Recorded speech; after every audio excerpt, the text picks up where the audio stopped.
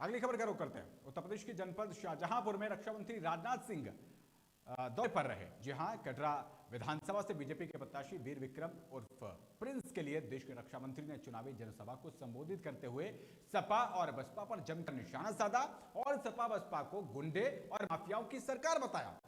इसी के साथ उन्होंने राहुल गांधी पर भी निशाना साधा। बता दें कि कटरा विधानसभा क्षेत्र में रामलीला मैदान पर सोमवार को कटरा के रामलीला मैदान में करीब 1 बजे बीजेपी के प्रत्याशी वीर विक्रम सिंह प्रिंस के लिए चुनावी जनसभा को उन्होंने संबोधित किया। वहीं रक्षा मंत्री राजनाथ सिंह ने समाजवादी पार्टी के लिए कहा कि 2017 में उत्तर प्रदेश में योगी आदित्यनाथ के नेतृत्व वाली बीजेपी सरकार ने गुंडे माफियाओं और भ्रष्टाचारियों को जेल में पहुंचाने का काम किया है। सपा सरकार में बहन, बहू और बेटियां घर से निकलने में भी डरती थी, लेकिन बीजेपी सरकार ने प्रदेश के गुंडे, माफियाओं और बदमाशों को जेल में पहुंचाकर बहन बेटियों का डर खत्म कर दिया है। आज देश और प्रदेश की बहन बेटियां सुरक्षित हैं।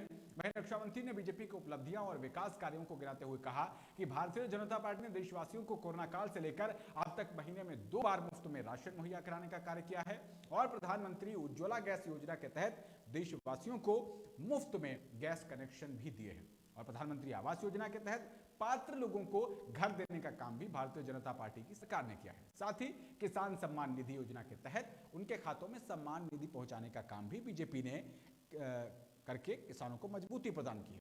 उन्होंने जम्मू कश्मीर पर भी बोला। उन्होंने कहा कि धारा 370 को हटाने का काम बीजेपी ने कर दिखाया।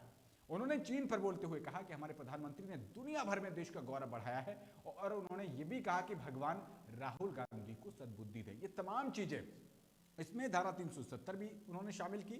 इसमें उन्होंने गरीबों के लिए कल्याणकारी योजनाओं का जिक्र भी किया।